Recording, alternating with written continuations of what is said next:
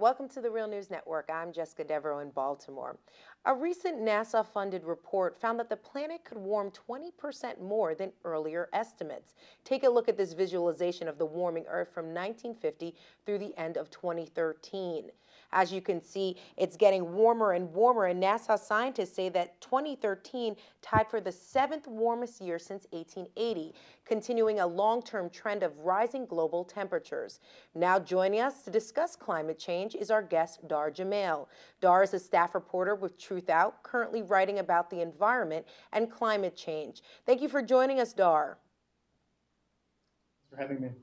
So, Dar, climate scientists are always very cautious about linking extreme weather events to climate change. And conservative politicians point out how the extreme winter cold proves that global warming isn't real. How do you try to accurately report on the connection between climate change and extreme weather events?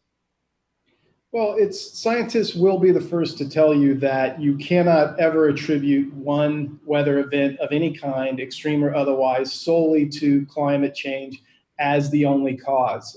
That'd be the equivalent of saying, any weather event that's happening now is only attributable to climate change. I mean, we've always had severe weather, we've always had even extreme weather events, but where climate change kicks in and where we have to start making the differentiation between a normal extreme weather event and what's starting to happen now as a result of climate change is in the intensity of the extreme weather event and the frequencies with which they're occurring. So we're seeing more of them and of more extreme intensity, more extreme wet weather precipitation events, of flooding, like we saw in the UK recently, more extreme cold weather events like the polar vortex that hit the US a couple of times this winter, more extreme heat waves like we saw in Australia this summer, where they had set record temperatures and at one point even 100,000 bats falling out of the sky just because of the heat alone. So these types of things that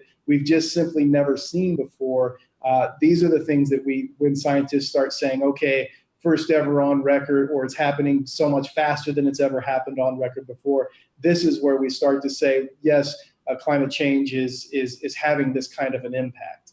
Dar, in your writing, you focused a lot on the Arctic. Why is it so important in terms of climate change?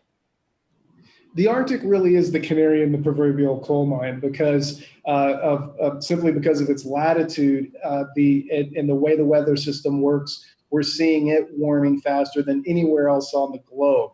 I'll spare the scientific details, but suffice it to say, whereas we've seen a 0.85 C global increase in temperatures above baseline being when the Industrial Revolution began, that's how far thus we've warmed the planet to date. In the Arctic, it's actually 3, 4, 5 times that amount. We're seeing extreme temperature fluctuations like what we saw as NASA released a report a couple of weeks ago, just up in Alaska, record temperatures all across the state, a lack of snow for the Iditarod sled dog race that was just run in the last couple of weeks, literally bare patches of earth that the dogs were having to pull the sleds across. These kinds of things, very, very evident up in the Arctic, as well as, of course, the most obvious being the increasingly dramatic effect of the shrinking of the Arctic sea ice in the summer. I'm glad that you brought up NASA because the information that scientists are presenting right now is kind of changing a bit. Like I reported in the introduction, we're seeing NASA reporting that warming is 20% more than they had initially estimated. Why do we keep seeing these scientists changing their minds? Because they're getting new information all the time, especially with NASA. They have so many ongoing studies.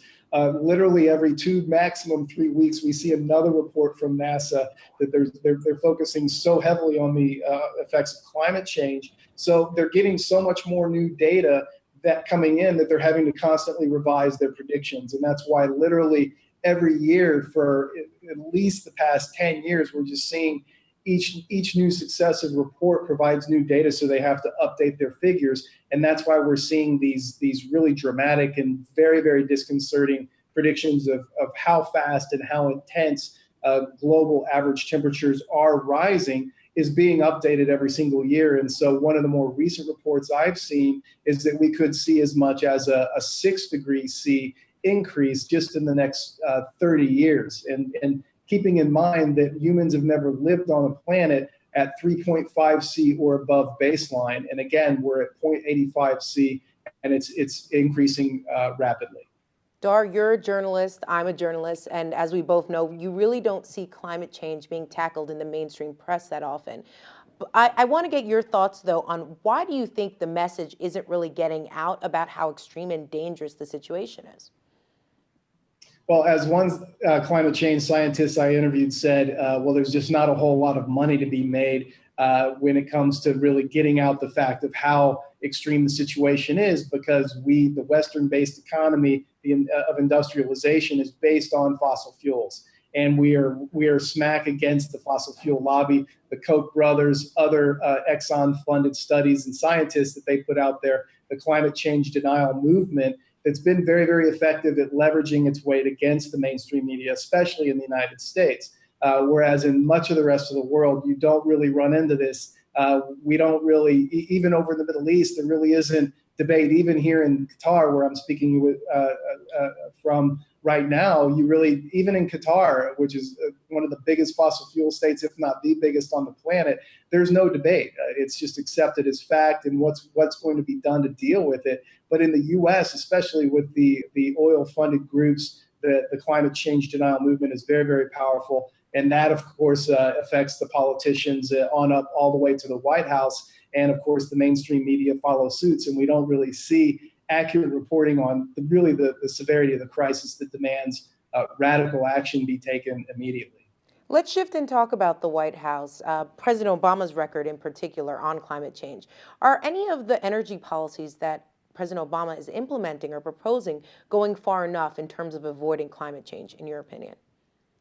I don't think they even begin to touch the problem. If we just talk specifically about the famous scientist James Hansen, who's been blowing the whistle about climate change for many, many years now. He's, of course, with NASA's Goddard Institute for Space Studies, and now associated with Columbia University. And he's the person who said, look, if we extract all of the tar sands oil from Canada and burn that and emit that into the atmosphere, we are absolutely a game over with climate change. There's nothing we'll be able to do whatsoever to even begin to mitigate how bad it's going to be for future generations. And yet you have Obama even contemplating making allowable the Keystone XL pipeline, which really, frankly, is going to be very, very surprising if he doesn't allow it to move forward. Of course, there is already oil flowing out of the tar sands, but he's basically in a position to either put a big dent in how much of oil is going to keep coming out or allow it to increase. And it certainly looks like he's positioning himself to allow it to increase. And reality is,